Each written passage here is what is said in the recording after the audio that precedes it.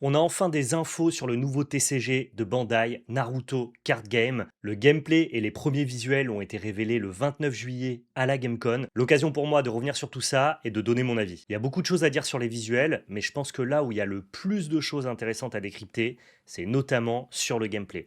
Parce que pour une fois, Bandai a choisi de proposer un gameplay hyper innovant qui ne va pas chercher du côté de Magic dans sa filiation, mais plutôt du côté de Yu-Gi-Oh! Et ça, vraiment, dans la sphère TCG actuelle, c'est quasiment du jamais vu. Dans la suite de cette vidéo, je vais donner mon avis sur 3 points bien distincts. Dans un premier temps, on va se regarder le trailer ensemble et on débriefe ça. Deuxième temps, je donnerai mon avis sur les visuels, les différentes raretés, le côté collectible du jeu. Et dans un troisième temps, évidemment, on partagera toutes les insights qu'on a pu trouver sur le gameplay. Il y a beaucoup de choses qui sont sorties après les annonces de Bandai parce que les gens sur place à la GameCon ont pu tester le gameplay et donc ça a permis de rajouter de l'eau à notre moulin. Donc je fais un petit disclaimer, je précise, il y a pas mal de choses dont on va discuter sur la partie gameplay qui sont plutôt spéculatives, c'est-à-dire qu'il y a des gens qui ont testé le jeu sur place, qui ont fait des threads Twitter pour donner justement des insights supplémentaires, mais ça n'a de valeur que si on croit à la véracité des propos qu'on a retrouvés sur Twitter. J'ai pas pu tester le gameplay moi-même, et donc forcément il y a des choses qui sont de la spéculation en fonction de ce qu'on sait du gameplay, et d'autres qui sont des dires de personnes qui ont pu tester, mais qui ne sont pas 100% confirmées. Donc attention, toute la partie gameplay, et il y a beaucoup de choses très intéressantes à dire, il faut quand même prendre ça avec des pincettes, on en saura évidemment plus dans les mois qui arrivent. En tout cas, il faut retenir une chose, je suis hyper excité par cette proposition, par cette nouvelle proposition de Bandai. Évidemment qu'on va suivre l'actualité de Naruto sur la chaîne. Maintenant, je vous laisse avec la suite de la vidéo. Et je vous capture 2 secondes juste pour vous rappeler de mettre votre meilleur pouce bleu, partager dans l'espace commentaire et vous abonner à la chaîne si ce n'est pas déjà fait. De l'actualité TCG au quotidien. N'hésitez pas à activer la cloche pour être notifié des nouvelles vidéos. Et on fait un gros big up à nos deux partenaires, Card Nexus et GameGenic. Card Nexus qui est l'outil TCG tout en un, hein, celui sur lequel vous pouvez lister toutes vos collections, suivre l'évolution des prix, acheter et vendre vos cartes. On a un lien affilié dans la description, n'hésitez pas avec un petit code promo. Et GameGenic, en les soutenant, vous nous soutenez pour protéger vos cartes. N'hésitez pas, c'est les meilleurs produits sur le marché. Merci à tous, je vous laisse avec la suite de la vidéo, bon visionnage. Naruto Card Game, Naruto Bandai, toutes les annonces, en tout cas les premières annonces sont sorties le 29, donc il y a 2 jours, le 29 juillet à la GameCon. Donc on en sait plus maintenant, à la fois sur les raretés, sur les cartes, sur le visuel, sur le gameplay du jeu. Je vais pouvoir rentrer dans les détails de tout ça, discuter de ça avec vous, débriefer, donner mon avis, mon ressenti. Bref, ce matin, on va parler de Naruto Card Game. Et ça fait plaisir parce qu'en plus, il y a beaucoup de choses à dire. On a eu largement de quoi se mettre sous la dent pour pouvoir en parler et dire des choses. Allez, on est parti, on se met le petit trailer. Je ne mets pas le son parce que bah, j'ai pas envie d'être striké. J'ai pas envie que le bot YouTube strike ma vidéo. Donc on se met juste le trailer visuel. Imaginez le son. Voilà. Faites comme vous pouvez.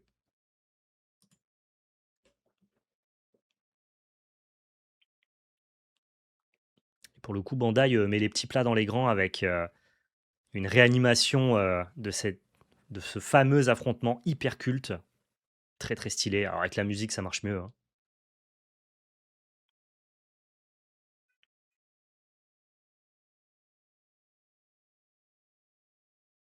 Le plan sur la poitrine de Tsunade, dispensable. On en parlera tout à l'heure. Là, on a des cartes.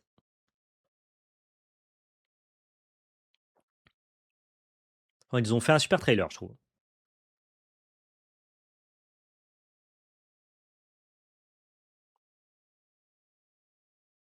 Mise en avant des mangas, donc des covers de mangas. Donc on va reprendre les styles de dessin de Kishimoto qui diffèrent de l'animé, et notamment sur les cartes manga SP. Et ça, j'adore. J'adore, j'adore. Le crayon beaucoup plus fin, moins arrondi que l'animé, plus anguleux. Ça me plaît. Ça me plaît beaucoup, ça. Sur le fait de mettre en avant aussi le dessin du manga. Pour ce trailer, déjà, faut le dire, Bandai, ils sont forts. Ils sont trop forts parce qu'avec la musique, c'est hyper hypant. Ils ont repris des passages de l'animé avec un montage ultra dynamique. Vraiment masterclass niveau com, ils sont trop forts. Il y a un truc que je trouve très bandaiesque et très nul. Ils ont été obligés de nous foutre un gros plan sur la poitrine de Tsunade, random comme ça, c'est une image qui pop. C'est hyper bizarre. Je trouve que Naruto se prête pas du tout à ça. On sait que One Piece, c'est un peu grivois. Tu vois, si tu fais ça sur Fairy Tail, même sur Bleach, tu vois. Tu sais que c'est quand même un peu plus, les personnages sont un peu plus sexualisés et tout. Je trouve que Naruto, c'est tellement pas du tout le bail de l'œuvre. Oui, il y a des personnages un peu pervers, mais du côté très enfantin de la chose, comme Jiraiya, Kakashi et tout. Mais je trouve que les personnages féminins sont très rarement, voire quasiment jamais ramenés à ça. Et là, il y a vraiment ce côté, oui, bah, nous, on est Bandai, on fait quand même des cartes très sexy sur One Piece, vous inquiétez pas, on vous fera ça aussi avec Naruto. Les gars, c'est pas l'essence du manga, hein. C'est pas du tout le délire du manga. Je trouve que ça s'y prête pas trop bien. Et voilà, qu'ils se soient sentis obligés de mettre ce plan dans le trailer, je trouve ça quand même un peu too much, un peu bizarre. Je sais pas quel est votre avis sur le chat là-dessus. Je pense que 90% diront juste Osef, on s'en fout. Et c'est vrai, Osef, on s'en fout. Mais bizarre, je trouve que ça va pas avec l'identité de Naruto, moi. Déjà, sur One Piece, je trouve ça too much et dispensable. Du coup, j'avais l'impression que Naruto allait être un peu épargné par ça. Ok, ce qu'on peut dire aussi, c'est que on a la confirmation qu'il y aura bien des illustrateurs. Ça, on l'a vu avec les différentes raretés. On a vu notamment du Peach Momoko sur la carte Tsunade, très reconnaissable. On voit pas encore le nom des illustrateurs sur les cartes, il y a Sample partout évidemment, mais on sait, on a reconnu son trait et on voit que de toute façon pour la plupart des raretés alternatives, c'est des redesigns, c'est des redessins, c'est pas la patte de Kishimoto. Donc pour ceux qui adoraient le fait qu'il y ait des illustrateurs sur One Piece, on reprend la même base pour Naruto, à la différence de Dragon Ball qui est pas réillustré. Au niveau des différentes raretés, il y a un créateur de contenu qui s'appelle Orange Samurai qui était présent à la GenCon et qui a pu avoir les cartes en main. Donc Orange Samurai, je vous invite à aller le follow si ça vous intéresse, un créateur de contenu TCG visiblement que je ne connaissais pas avant ça, mais qui a eu l'occasion d'avoir des cartes directement en main sur place. Donc on regarde ça ensemble. Et vous allez voir, c'est très proche de ce que fait One Piece, hein. Là, on peut voir vraiment toute la technique ici de texture sur la partie SP de la carte. C'est très proche de ce qu'on peut avoir sur One Piece. Pareil, ici, on a tous les liserés dorés autour des écritures. Là, pareil, on voit que la partie manga est creusée, donc pareil avec la texture, l'embossage et tout, exactement comme dans One Piece. Donc on sait que ça ne sera pas juste de la texture, un aplat de foil plat. On va avoir la même qualité de production, le même attrait visuel que sur des cartes One Piece. Et ça, c'est cool. Donc là, on voit les deux raretés manga. On ne connaît pas la rareté, hein. Il y a marqué sample, donc on ne sait pas exactement comment s'appelleront ces cartes-là, mais ça reprend évidemment les mangas de One Piece, into, sur le côté gauche, les SP de One Piece. Les cartes sont très belles, il n'y a rien à dire. Il n'y a rien à dire sur le fait qu'elles soient très belles, mais il y a à dire sur le choix. Ici, on a juste les alts classiques. Pareil, on aura le stamp comme sur One Piece pour éviter les contrefaçons. Ça évite un peu, c'est pas non plus incroyable. Donc ça pareil qu'une alternative classique, hein, de la jolie texture, du foil sélectif, normal quoi. On a la présence de Boruto qui est confirmée, bien sûr. Sans surprise, comme toutes les licences Bandai, ils sont obligés de brasser large pour avoir le plus de contenu à mettre et faire plusieurs sets. Pour le reste, on a vu ce qui était important de voir. Moi, j'ai envie de revenir un petit peu là-dessus, parce que j'ai quand même deux, trois trucs à dire. Premièrement, je trouve que les alternatives, c'est toujours très joli Bandai, c'est toujours très bien fait, c'est l'équilibre c'est à l'équilibre de ce qu'ils font déjà sur les autres jeux. Mais justement, moi j'aurais voulu avoir peut-être quelque chose de plus différent, de plus singulier, qui ramène plus à Naruto. Là, j'ai l'impression de voir une alternative One Piece, en fait. C'est juste que bah, le personnage, c'est le personnage de Orochimaru, mais j'ai l'impression qu'on pourrait jouer on pourrait faire un crossover One Piece Naruto et jouer les cartes dans le même deck, ça dénoterait pas tant visuellement. Donc certes, c'est bien fait, certes, c'est beau, certes, ça a une belle qualité de production, mais Bandai, ils savent déjà faire ça. Ils me surprennent pas, en fait, là-dessus, quoi. Donc, les alternatives comme ça, qui sont juste des full art où on gomme le plus possible la frame et on fait de la belle texture, bah c'est pas inattendu du tout. C'est pas surprenant, c'est beau, c'est le minimum syndical en fait, j'ai envie de dire par rapport à ce que fait Naruto de base. Donc, je suis pas complètement subjugué par ce que je vois sur les alternatives. Maintenant, pour revenir, l'idée c'est de chipoter évidemment. Attention, on dit pas que c'est pas beau. On essaye d'apporter un propos supplémentaire. Maintenant, pour la chase card, les cartes, les hautes raretés qui nous ont été révélées, cette carte-là, donc qui est complètement apparentée à la fois à une manga et une SP, là pour le coup c'est plus surprenant. on prend un peu plus de risques, on va dire. C'est pas une rareté qu'on a déjà vue. Et en même temps, moi, je suis obligé d'y voir un crossover de deux raretés déjà préexistantes dans One Piece. C'est-à-dire que c'est une manga de One Piece associée à une SP mosaïque de One Piece, scindée en deux avec le personnage. Certes, ça permet d'avoir le personnage sur la partie mosaïque et de laisser un peu plus place au manga, ce qui est assez malin en termes de mise en page. Mais moi, ce qui m'embête un peu, c'est que du coup, c'est une proposition hybride de deux raretés que je connais déjà, donc pas particulièrement nouvelle. Et en plus de ça, je trouve que ça assume pas une certaine radicalité. Moi, j'ai envie d'avoir une nouvelle rareté. J'ai envie qu'on me montre de nouvelles choses. Et là, pour moi, c'est nouveau dans la composition, mais c'est pas nouveau dans ce que ça propose. On prend deux raretés, on en filme un mix and twist. Et du coup, bah, en fait, je trouve ça plus joli, la manga de One Piece, parce qu'elle est singulière, elle a cette radicalité d'être une rareté exclusive à One Piece qui n'existe dans aucun autre TCG. La première fois qu'on a vu une manga, eh ben, on a dit, ouais, putain, c'est trop malin, trop smart, la carte est trop belle et tout. Là, je vois pas quelque chose de nouveau, je vois une composition. Et du coup, je trouve que ça donne une proposition qui est moins radicale et qui assume moins une nouveauté que les mangas dans One Piece. Euh, donc c'est beau. Attention, je dis pas que c'est pas beau, hein. Loin de là. Je trouve ça très esthétique. Je suis un fan de Naruto. En plus, comme vous pouvez le voir, les personnages, ce qui est cool, c'est que ça reprend pas le chara design de l'animé, qui est beaucoup plus arrondi, qui est un peu différent. Ça reprend le chara design du manga, de l'œuvre de Kishimoto. Et c'est notamment le principe sur une carte manga, c'est-à-dire que le personnage est beaucoup plus anguleux dans ses traits. Et, euh, et c'est cool de prendre ce visuel-là. Mais voilà, si je chipote, je peux pas m'empêcher d'y voir un mix and twist de deux raretés que je connais déjà. Ce qui me laisse penser du coup, et là je vais plus loin, c'est de la spéculation, j'ai évidemment aucune info, je suis comme vous, hein, pour l'instant on a vu que ces raretés-là. Je ne pense pas que ces cartes-là soient les chase cards de Naruto Card Game Bandai. Je pense que cette rareté-là est équivalent à des SP. Pour deux raisons. Parce que j'espère que la plus grosse chase card du premier set, et en tout cas des sets de Naruto, est un truc qu'on n'a jamais vu ailleurs, qui est sa propre identité. Parce que, deuxième raison, en fait, il y en a trois, pas deux, bah, il y a quand même un côté un peu SP qui peut ramener du coup plus à une SP qu'à une manga, et donc à une rareté inférieure. Et troisième raison, bah, si j'étais Bandai, je dévoilerais pas toutes mes cartouches, et je dévoilerais surtout pas ma plus haute chase card lors du premier reveal de mon set. Donc, je crois pas que ça soit la rareté maximale du jeu. Et j'espère pas que c'est la rareté maximale du jeu. Je trouverais ça trop cool que ça soit des SP. En fait, ok, le fait que ça soit un hybride entre deux raretés que je connais déjà, qui du coup est moins novatrice que ce qu'on pourrait attendre, me dérange moins si c'est une SP que si c'est ta chase card maximale. Je veux que la chase card maximale, ça soit un truc qu'on n'ait jamais vu. Je veux un truc qui soit reconnaissable et qui transmette l'identité forte de Naruto. Donc je m'attends à autre chose. Et si ça c'est une SP, bien joué Bandai. On se serre la main, c'est propre, ce que vous avez fait, c'est beau. C'est beau. Moi j'ai envie de collectionner ça complètement.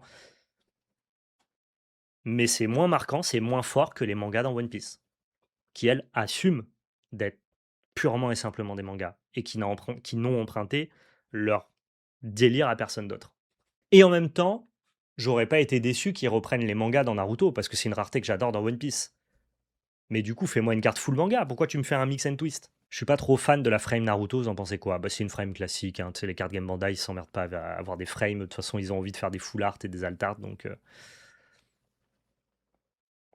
Euh, donc ouais, je suis d'accord. La nouveauté se trouve vachement plus pour l'instant du côté du gameplay que du côté visuel. Parce que côté visuel, bah, je trouve que ça reprend un peu les codes de One Piece, hein. Est-ce que cette carte-là, c'est mieux qu'une manga? Ou c'est moins bien qu'une manga? Moi, d'après moi, c'est moins bien qu'une manga. Donc, quitte à ne pas faire de aussi bien qu'une manga, je préfère que tu fasses différemment. Perso, j'ai l'impression que c'est une manga améliorée. Ok, donc toi, tu vois un upgrade au manga de One Piece. Ok. Alors que moi, j'y vois un downgrade. Un truc moins assumé, tu vois, une espèce d'hybride. Après, voilà, après, si on parle juste de la qualité de production, le choix des visuels, les cases du manga, le côté SP mosaïque et tout, la carte est très belle. Je, je, je reviendrai évidemment pas dessus. Moi, j'ai envie de collectionner ces cartes-là. Bah non, c'est une demi-manga. Ouais, c'est ça, c'est un peu une demi-manga. Moi, perso, si c'est la chase card, ça me dérange pas, j'aime beaucoup. Ok. Perso, je préfère ça au manga, voire mieux. Les cases du manga, ok. C'est vrai que ça, pour le coup, c'est un bon point. C'est deux thèmes qui ont rien à voir, hein. Je veux dire, le côté SP vitrail, je trouve qu'une carte full SP, c'est magnifique, une carte full SP vitrail. Une carte manga, full manga, c'est pareil, c'est vrai, c'est deux propositions qui sont hyper radicales et quand on a découvert ça sur One Piece, on a trouvé ça dingue. Et je trouve que justement, les deux identités séparées sont magnifiques. Mais là, le mix and twist, je vois que c'est deux choses différentes en fait.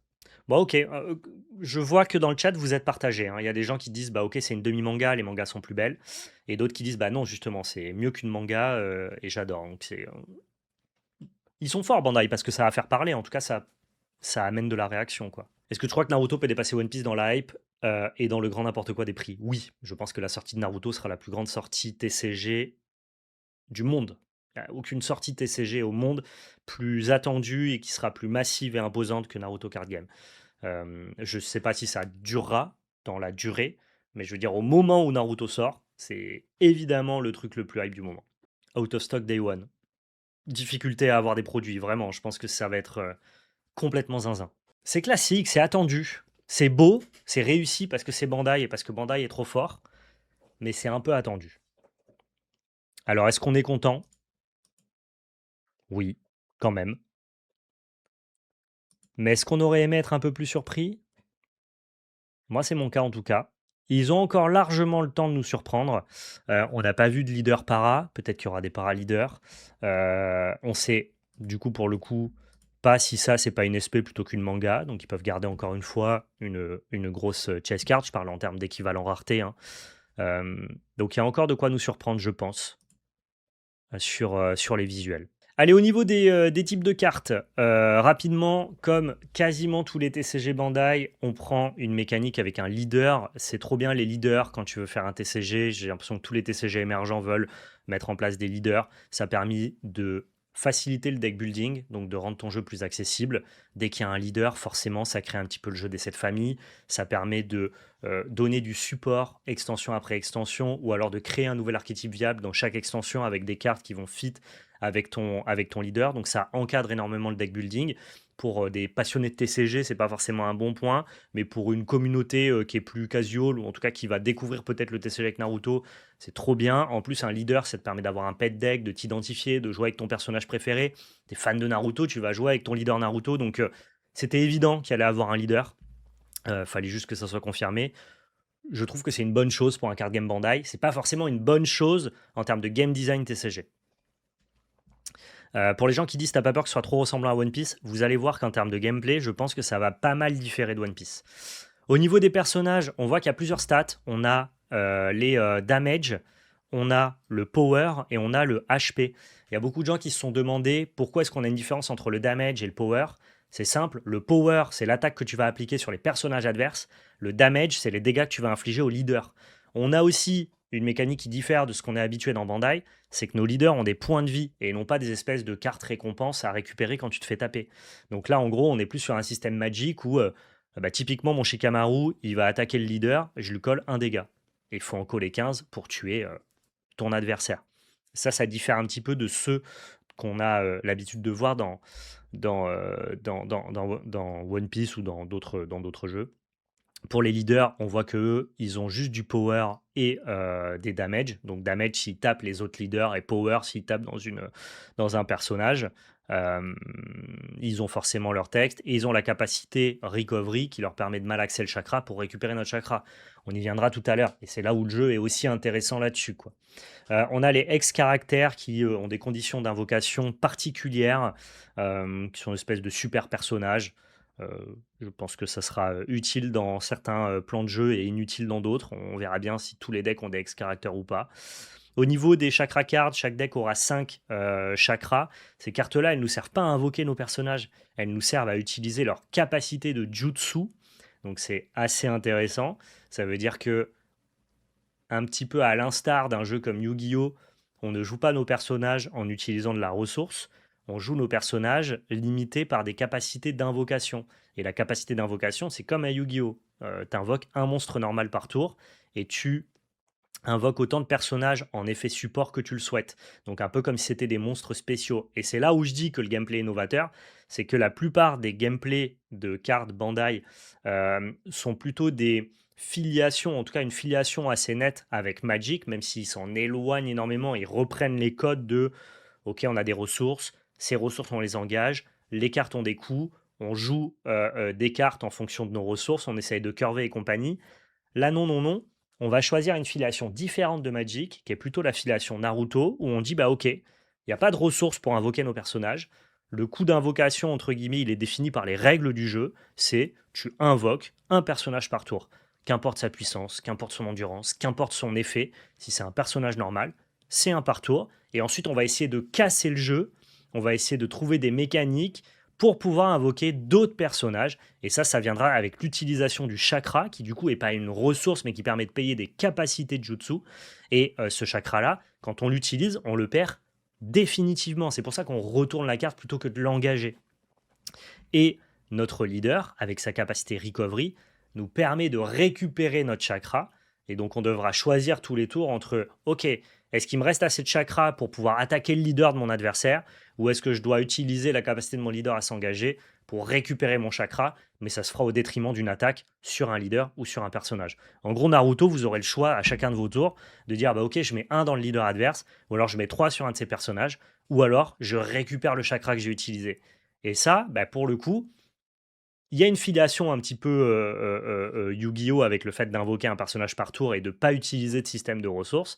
Mais je trouve que c'est hyper novateur par rapport à ce qu'on connaît de Bandai et ça diffère énormément de ce qu'on connaît du côté de chez One Piece. Il n'y a plus du tout la dynamique de counter, il n'y a plus du tout la dynamique de Dawn. On a un gameplay du coup qui s'utilise sans ressources génériques et je trouve ça trop bien. Je suis trop hype. Ça me rend trop curieux et c'est une vraie prise de risque de la part de Bandai là-dessus. Sur X, il parle que ça s'utilise dans le même esprit que les cartes pièges dans Yu-Gi-Oh! Et l'Entrap. Exactement. En gros, des cartes comme notre ami Shikamaru, qui lui a du texte, tu as deux manières de la jouer. Tu peux utiliser ton invocation normale tous les tours pour le poser, et dans ce cas-là, tu auras une carte qui tape à 6 et qui a 4 HP. Ou alors, tu peux décider de la jouer d'une autre manière, c'est-à-dire de la mettre dans ta case support, qui est une ligne de 5 cartes qui va être en dessous de ton champ de bataille. Et c'est vraiment jouer des cartes face cachée. C'est comme une carte trappe, une carte piège à Yu-Gi-Oh! Et si tu mets ta carte face cachée en mode support, eh bien du coup tu pourras la révéler quand la condition de ton adversaire te pousse à la révéler. Sur ce Shikamaru, c'est quand ton adversaire t'attaque, et ben tu pourras payer un de chakra, donc ça t'a pas coûté ton invocation, hein. Tu pourras payer un de chakra et révéler ce Shikamaru pendant l'attaque de l'adversaire, ce qui d'ailleurs te permettra d'annuler son attaque. Et ça, c'est littéralement une carte piège de Yu-Gi-Oh! Et moi, j'adore Yu-Gi-Oh! Et je trouve que c'est un jeu qui n'est pas assez respecté dans l'écosystème TCG, qui est un peu à part. T'as vraiment l'impression que les Yugistes sont des joueurs de Yu-Gi-Oh! Alors que nous, on est des joueurs de multi-TCG. Et bah, bordel, ça fait du bien un jeu qui va chercher du côté de Yu-Gi-Oh! Qui s'en inspire. Ça me régale. Je suis trop content. Sachant que les N-Trap, il y a aussi des capacités d'activation pendant notre tour. Pourquoi on parle de N-Trap et pas que de cartes pièges? Parce qu'on pourra dépenser du chakra pour pouvoir jouer des cartes pendant notre tour sans passer par la case support. Donc un peu comme des N-Trap à Yu-Gi-Oh! Donc vous l'avez compris, on a une invocation normale. Pour ça, on n'a pas besoin d'utiliser de ressources. Par contre, les cartes sur lesquelles on peut les invoquer en utilisant du chakra, bah, c'est comme des invocations spéciales. On pourra les invoquer en fonction de nos ressources en chakra. On voit qu'il y a la summon card. La summon card, c'est juste une carte qui permet de s'engager pour signifier à ton adversaire que tu as fait ton invocation normale. Je suppose qu'on pourra peut-être en faire d'autres choses, la dégager, faire plusieurs invocations normales, à l'instar du Yu-Gi-Oh!, briser la règle de base, mais elle n'a pas tant d'importance que ça, si ce n'est d'être visuel pour l'adversaire, cette carte-là. J'aimais bien la partie gestion de la hand size pour défendre avec les jeux Bandai. Moi aussi, j'adore ça, Ita, mais j'ai déjà One Piece pour jouer comme ça. Moi, je suis trop content que Naruto me propose autre chose. Trop cool, en fait. En fait, j'adore la hand size, bah, je joue à One Piece. J'adore la mécanique de Dawn, l'arbre décisionnel que ça apporte dans une partie, le fait que chaque personnage, tu puisses lui attacher un ou 10 Dawn, bah, ça donne un nombre de possibilités dans chacun de tes tours et donc à la fin, dans ta game, un nombre de décisions complètement monumental. Si t'aimes ça dans One Piece, ce que moi j'adore, joue à One Piece. Mais si t'aimes le système que Naruto te propose, bah du coup tu le retrouveras nulle part ailleurs, sauf peut-être dans Yu-Gi-Oh! Mais ça a l'air quand même beaucoup plus encadré, beaucoup moins dégène que ce que tu peux faire dans Yu-Gi-Oh! Actuellement. Donc je pense qu'il va y avoir un vrai plaisir à renouveler tes attentes, tes perspectives et tes connaissances TCG à jouer à Yu-Gi-Oh! Et je pense qu'on va tous se dire en mode putain, c'est trop bien, à Yu-Gi-Oh! À Naruto, pardon, card game. Putain, c'est trop bien, ça ressemble à aucun autre jeu. Et je suis trop chaud pour ça. Exactement. Il faut aussi se rendre compte que Bandai, pour le coup, tous les gameplays qu'ils proposent sont toujours très sympathiques. Euh, c'est difficile d'être déçu par un gameplay Bandai. On peut le trouver peu innovant. On voit souvent l'affiliation. On se rend compte assez facilement de quelle mécanique ils ont emprunté à quel TCG. Mais par contre, quand ils font la réunion de tout ça, quand ils mettent toutes les saveurs dans le même plat, je peux vous dire que ça fait une bonne soupe à la fin. C'est jamais mauvais, hein. Ça a jamais mauvais goût, c'est toujours bien assaisonné. Typiquement, la mécanique de Dawn dans One Piece. One Piece, c'est on a pris Magic, on l'a simplifié, mais on a apporté le poivre, ou en tout cas l'assaisonnement parfait dans cette soupe assez basique, et ça donne un truc exceptionnel. Donc Bandai, ils sont trop forts. Moi, je leur fais confiance pour faire un gameplay cool. Et ce que j'aime bien en plus, c'est que ils arrivent toujours à twister de manière à ce qu'il y ait un peu de flavor quand même, que tu sois un petit peu, que tu aies un peu l'impression de jouer des mécaniques qui sont reliées à l'univers que le jeu propose, notamment dans Dragon Ball. Bah voilà, plus tu te fais taper, plus tu prends des PV, plus tu es fort, tu vas t'éveiller, donc ton héros va power up et ensuite il va taper plus fort. Tu as cette sensation un peu de jouer un Saiyan, de jouer un personnage de Dragon Ball d'évoluer pendant le combat. Euh, je trouve que là, pour le coup, la mécanique de pouvoir jouer tes personnages face cachée pour ensuite les révéler au dernier moment, il y a un côté, certes, c'est les pièges de Yu-Gi-Oh! Mais c'est surtout la mécanique d'être un ninja tapis dans l'ombre qui va attendre le moment opportun pour se révéler et faire son action. Et ça marche bien, je trouve, en termes de flavor. C'est pas hyper advanced, mais ça fonctionne. Il y a une vraie ninja DA dans la proposition du gameplay, que je trouve cool. Ce que j'ai dit à mon pote qui m'a demandé si Naruto TCG sera bien, c'est Bandai, ça sera bien, mais pas sûr que ça sera super. Mais moi, j'aurais plutôt dit l'inverse, en mode c'est Bandai, on sait que ça sera super, mais pas forcément novateur. Mais je crois que c'est toujours super. C'est juste que ça n'a pas l'élégance de game design d'un Flesh and Blood où tu as l'impression que le gameplay vient de nulle part, si ce n'est de l'esprit hyper génial et créatif de James White. Tu as l'impression qu'il a emprunté à peu près à aucun autre TCG, qu'il a créé sa propre mécanique et que le jeu s'inscrit dans un tout cohérent, hyper stimulant et satisfaisant. Et tu te dis, putain, mais quelle grâce d'avoir inventé ce gameplay-là. Non, tu te dis pas ça sur un gameplay Bandai. Par contre, je trouve que c'est toujours super à jouer. Vraiment. Et je viens de Dragon Ball Super Card Game, j'ai joué à Dragon Ball Fusion, je joue à One Piece Card Game. Je compare pas qu'avec One Piece, quoi. Ça réinvente pas la roue. Et en même temps, je trouve que prendre pour base la, la mécanique de ressources de Yu-Gi-Oh! C'est ballsy. Tout ça pour vous dire que autant j'avais deux trois trucs à dire, on pinaille hein, sur les visuels, ça reste très joli et on va se régaler à collectionner ça. Et moi, vous savez, je suis en train d'hypothéquer la maison que je n'ai pas, mais vous avez compris, quoi. Je deviens fou et je sais que je vais collectionner Naruto très très fort et que ça va me plaire et qu'ils vont forcément sortir des cartes et des raretés qui vont me toucher. Mais pour le coup, ce qui me hype le plus, c'est le gameplay, moi. Genre, j'ai enfin la confirmation définitive que je vais pas jouer à un One Piece-like. Et c'est une très bonne chose pour ma part. Un autre truc que je voulais vous montrer, je crois que c'est sur le site Offi ouais, c'est ça, de Naruto. En gros, là, quand on est sur le Instagram pardon, officiel de Naruto TCG, lors de la GameCon, il y avait aussi des tableaux comme ça qui avaient été showcase, mis en avant, qui, j'imagine, reprennent des illustrations qu'on verra sur des cartes. Donc ça nous permet de voir toute la proposition visuelle, la puissance artistique de Bandai, et on voit qu'il y a quand même des choses qui sont franchement exceptionnelles, hein. Le Gamabunta là, avec les nuages et tout, si jamais on met des petits effets de foil et tout sur les nuages, il y a un côté Naruto Kaiju là qui me déplaît pas du tout. La Conan est exceptionnelle. Le Sasuke, il est hyper dark, hyper cool. Ça, ma vie pour avoir cette carte-là. Genre vraiment la team set comme ça au-dessus du ramen Ishiraku avec cette DA comme ça dans la nuit. Je trouve ça monumental. Voilà, ça nous promet quand même une qualité visuelle assez solide. Quand bien même on admet que la frame n'est pas hyper novatrice et que c'est un peu un One Piece-like. visuellement, il y a du lourd qui arrive, hein. Ça, c'est très, très joli. Au niveau du gameplay, pour avoir un peu de précision, il y a pas mal de gens qui ont pu justement partager leur retour sur Twitter parce qu'ils ont pu participer à des games d'initiation.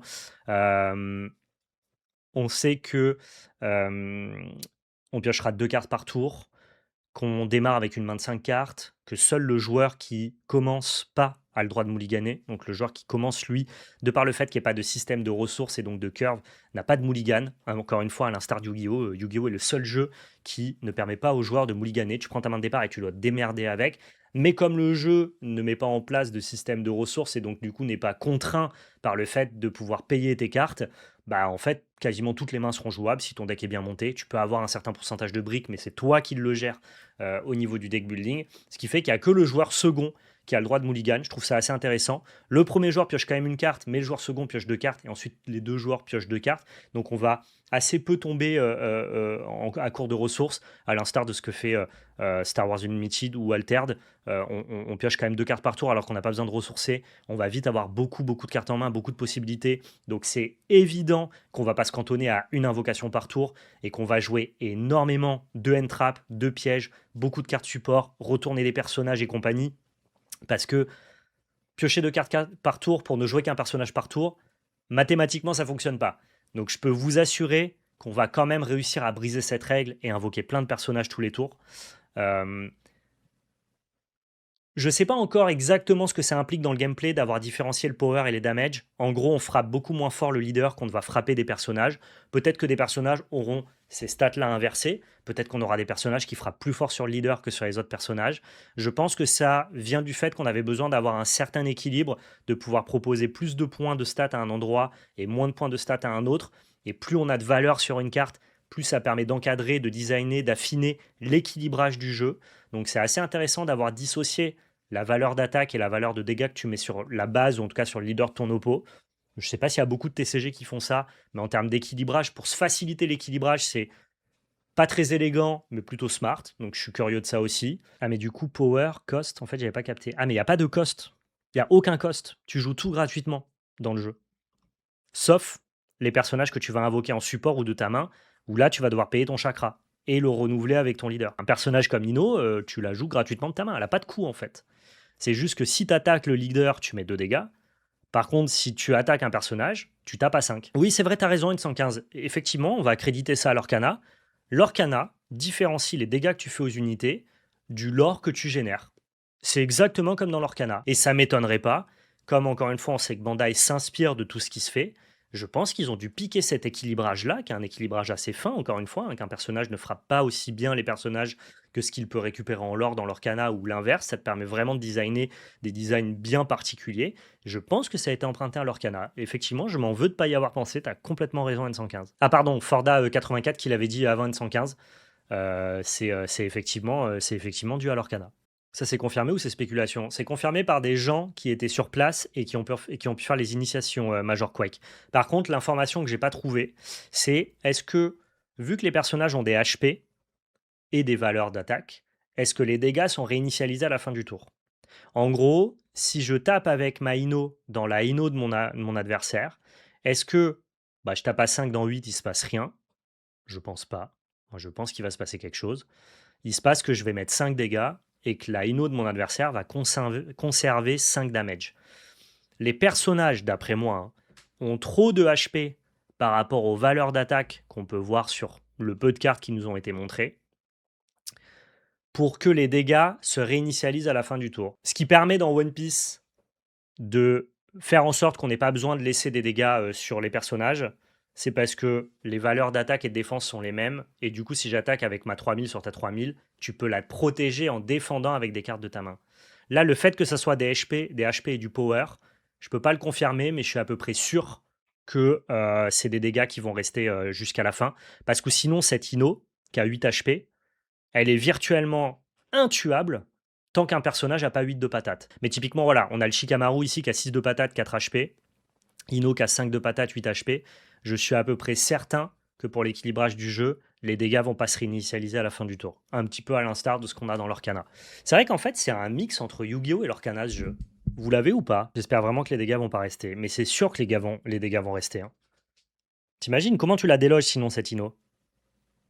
À côté, tu as Gamabunta qui est 18. Ouais, mais c'est un ex-caractère. Donc lui, il a des conditions d'invocation spéciale. Donc encore heureux que ta condition d'invocation spéciale, elle peut one-shot une Inno. Mais pour moi, ton ex-caractère, il doit pouvoir matcher des ex-caractères, tu vois. Ça doit pas être une réponse pour pouvoir aller matcher un personnage. Et effectivement, comme tu le dis, une 79, en termes de gameplay, surtout parce qu'on a des ninjas soigneurs, c'est trop smart d'avoir des dégâts qui restent pour pouvoir soigner tes personnages. T'as complètement raison là-dessus. Donc ça me paraît obvious, mais je peux pas le confirmer 100%. Bah, d'avoir deux types de dégâts, ça ouvre moins la porte du power creep que ça facilite l'équilibrage du pot en tout cas. Ça doit facilement se booster le power, ou je pense que tu dois facilement invoquer des personnages de manière spéciale, notamment via leur capacité de chakra comme le Shikamaru. Ou par leur capacité à s'invoquer de la main directement comme des end-traps pendant ton tour, ou alors en passant par la capacité support pendant le tour de l'adversaire, comme une carte piège. Donc ça va te permettre de générer très facilement beaucoup de power sur ton board. Du coup, je pense que on devrait pouvoir invoquer nos ex-caractères pas trop difficilement. Mais je suis pas sûr que tous les decks aient envie de faire ça. On verra bien. Je me trompe peut-être. Je me trompe peut-être. Il y a un autre truc qu'il faut savoir aussi qui a été partagé sur Twitter. C'est forcément à prendre avec des pincettes, mais je vois pas pourquoi il dirait des bêtises et je vois pas comment ça peut marcher autrement. De par le fait que tu peux interagir pendant le tour de ton oppo et notamment réagir à une action de l'adversaire, ce qui est le cas de ce Shikamaru là, il y a un système de chaîne à la Yu-Gi-Oh! Ou de pile à la Magic. Alors il faut différencier la chaîne de Yu-Gi-Oh! Et la pile de Magic. La pile de Magic, c'est à chaque fois qu'un spell rentre dans la pile, une fois qu'on a décidé de mettre fin aux interactions, on dépile dans le sens inverse. Donc on résout la dernière carte qui est rentrée dans la pile, et ainsi de suite jusqu'à résoudre la première carte qui est entrée. Sauf que les effets dans la pile de Magic, chaque carte qui rentre dans la pile au dernier moment, peut interagir avec n'importe quel étage, n'importe quel maillon de la pile. Ok? Genre cette carte-là qui rentre en dernier, elle n'est pas obligée d'interagir avec la dernière, elle peut interagir avec la première carte qui est rentrée. C'est toute la saveur, la complexité de Magic et ce qui en fait le plus grand TCG de l'histoire du TCG évidemment. À la différence des chaînes de Yu-Gi-Oh! Parce que les gens sur Twitter ont dit c'est un système de chaîne à la Yu-Gi-Oh! Mais il va falloir être précis. Parce que la chaîne de Yu-Gi-Oh! C'est comme Magic, on fait rentrer donc les maillons de chaîne les uns après les autres, sauf que le dernier maillon qui rentre dans la chaîne ne peut pas interagir avec les maillons en dessous de son maillon précédent. C'est ce qu'on appelle des blockchains. Et c'est notamment toute une mécanique très compétitive de Yu-Gi-Oh! De rajouter des effets annexes, des effets même parasites parfois, pour que ton adversaire qui veut s'insérer dans la chaîne, pour pouvoir répondre à un de tes effets, soit bloqué par le maillon précédent. Et donc, quand sur Twitter, on voit que Naruto va marcher comme la chaîne de Yu-Gi-Oh!, à vérifier si ça va pas plutôt marcher comme comme la pile de Magic. Je peux pas le garantir. Il y a peut-être des gens qui ignorent la différence, donc je préfère le préciser.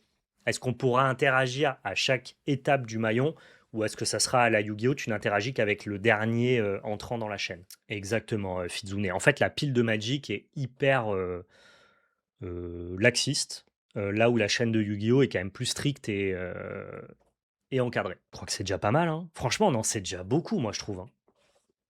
Enfin, je me projette déjà dans à quoi va ressembler le gameplay, là, hein. Yu-Gi-Oh! Avec les mistiming, les blockchains et tout, ah bah c'est un jeu de fou. Yu-Gi-Oh! C'est devenu un jeu de fou, mais c'est ce que j'adore, moi, dans Yu-Gi-Oh! Mais c'est devenu un jeu de fou. Genre, en termes d'accessibilité, c'est l'enfer. Genre, ne serait-ce que le principe de blockchain, quand un gars a jamais joué au TCG, et même pour des gens qui jouent au TCG, c'est bizarre à comprendre. Genre, ah ouais, putain, je rends théoriquement, je rends mon spell incontrable parce que j'ai rajouté un effet parasite dans ma pile. Oui, oui, et c'est la base de Yu-Gi-Oh! C'est quand même tellement osé pour Naruto de sortir ce type de gameplay en 2026. Mais c'est ça qui me régale. C'est là où il m'attrape. C'est là où je suis content d'eux. Je dis, putain, bien joué Bandai. Let's go là. Vous auriez tellement pu nous faire un espèce de One Piece-like avec juste une mécanique de chakra à recover et tout. Putain, non, ils y vont quoi. Ils y vont. Bah oui, t'as des end-traps, oui, t'as des cartes pièges, tu retournes tes ninjas et tout. Bien sûr, on va là-dedans. Ils ont raison. À préciser aussi, ça c'était pas spécialement induit dans ce qui nous a été montré sur le site, les personnages n'ont pas la célérité. Elles n'ont pas le rush par défaut. Si vous jouiez à Dragon Ball Super Card Game, eh bien, dès que vous jouiez un personnage, il pouvait attaquer le tour où il arrivait en jeu. Sur One Piece, c'est l'inverse. Un personnage doit attendre un tour avant d'attaquer. Là, sur Naruto, on est dans le même délire, quoi. Un personnage peut pas attaquer dès que tu le poses. Il existe une véritable étape de combat, déclaration de l'attaque, activation des effets support, puis calcul des dégâts. Ok, donc de mon point de vue, vu qu'on parle de déclaration de l'attaque et non pas déclaration des attaquants, activation des effets support, calcul des dégâts, je pense que chaque attaque sera dissociée et qu'on aura un tour libre à la manière de Magic. Attention, ce n'est que spéculation, je ne peux pas le vérifier, j'ai pas fait les initiations moi-même et c'est les informations que j'ai trouvées. C'est déjà pas mal d'avoir des informations supplémentaires. Je pense que chaque attaque sera dissociée les unes des autres et que du coup chaque attaque ouvre une fenêtre d'activation et d'interaction. Il n'y a pas d'extra deck aussi, ça semble évident comme ça, vu que le Yu-Gi-Oh! Moderne tourne beaucoup autour, c'est quand même un point qui peut éviter que le jeu dégénère plus tard. Alors, oui, et en même temps non. Je vais t'expliquer pourquoi. Parce que ça, pour moi, certes, c'est pas apparenté à un extra deck en tant qu'objet dans la construction de ton deck, mais c'est apparenté pour moi à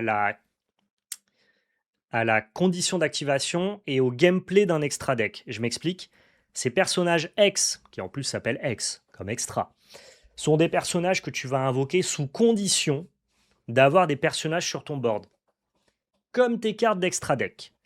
À la différence que ça ne sera pas dans un deck à côté, tu devras les inclure dans ton propre deck. C'est ça la différence.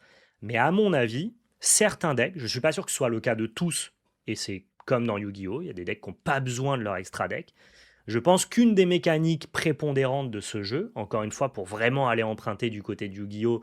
Et de l'Orcana sur certains aspects, mais surtout du Yu-Gi-Oh! Sur ça, on va vraiment chercher à générer du board présence en multipliant les invocations spéciales pour sortir ensuite des personnages X. Donc il n'y a pas d'extra deck certes, mais je trouve qu'il y a une vraie filiation avec cette mécanique-là. C'est pas exactement pareil Sawaki qu'un extra deck, mais on peut pas nier l'inspiration.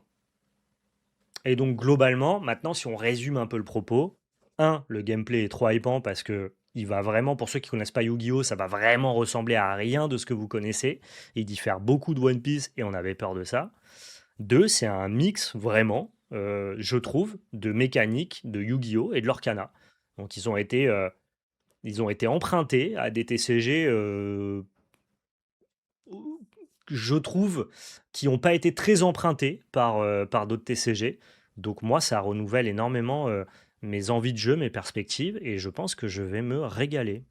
Il y aura des interactions dans le tour adverse hors des attaques.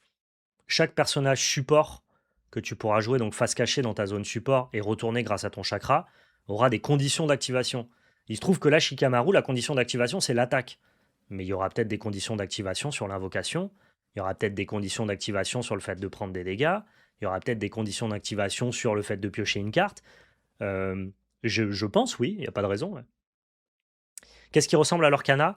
Le fait d'avoir, de manière un peu inélégante, la possibilité de faire un équilibrage beaucoup plus fin en différenciant les dégâts que tu mets sur le leader et le power que tu vas mettre en prenant tes trades avec les personnages. En gros, les damage au leader, c'est l'équivalent du lore sur l'Orcana, tandis que le power et les HP, c'est l'équivalent littéralement de ton attaque et de ta might et de ta volonté. Et ça, je connais pas, moi, de TCG qui reprend cette mécanique-là en dehors de l'Orcana. Et c'est pas hyper élégant de détacher ton attaque des dégâts que tu fais sur le leader, mais en fait, ça te permet un équilibrage beaucoup plus fin et j'imagine du coup plus savoureux. Donc au final, ils nous ont surpris là où on s'y attendait le moins. Ouais, exactement. Et c'est ça, moi, que je retiens de cette annonce de Naruto Card Game. C'est pas tellement les visuels que je trouve pour la plupart attendus et convenus, et pour la grosse chase card pas assez novatrice et un espèce d'entre-deux, alors que j'aurais préféré un truc plus radical. Je pense qu'ils ont encore évidemment des cartouches et qu'on n'a pas vu les plus grosses chase cards.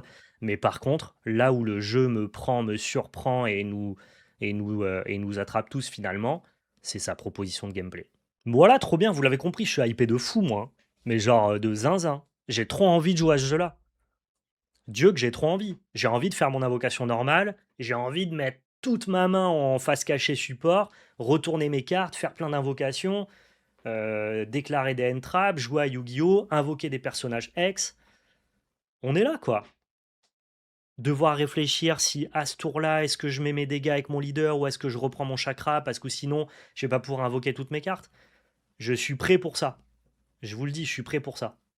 Allez, je te mets combien de palettes en préco, Val? Oh. En fait, je pense que le produit sera très peu disponible à la sortie, que ça va être très compliqué. Mais si j'avais la capacité à acheter ce que je veux, je me mets une case sûre. Donc 12 boîtes. C'est quoi la chase card? La chase card, pour l'instant, il nous laisse penser que c'est ça, ce que j'appelle les mangas SP. Moi, je suppose que c'est pas la rareté maximale, que ça sera plutôt apparenté à des SP et que la manga, entre guillemets, de One Piece n'a pas été révélée. Si j'étais eux, en tout cas, c'est ce que je ferais. Bon, on se laisse là, la team. Merci à tous. Merci d'avoir regardé ce petit live, d'avoir partagé un moment avec moi. Prenez soin de vous. Passez un excellent week-end. On se retrouve, non pas dimanche matin, parce que je pourrais pas prendre mon live, mais on se retrouve mardi à partir de 13h sur la chaîne des joueurs du dimanche pour le Master TCG. Prenez soin de vous, passez un excellent week-end. On vous attend nombreux devant le Master TCG. On le rappelle, 3 équipes, 3 joueurs sur 3 jours. 3 joueurs par équipe, pardon, sur 3 jours, 9 TCG. Tous les jours, 13h, c'est 13h, 16h, 21h pour chaque TCG. On va se régaler. Soutenez la team rouge, la meilleure team, bien évidemment. Bon week-end à tous. Ciao.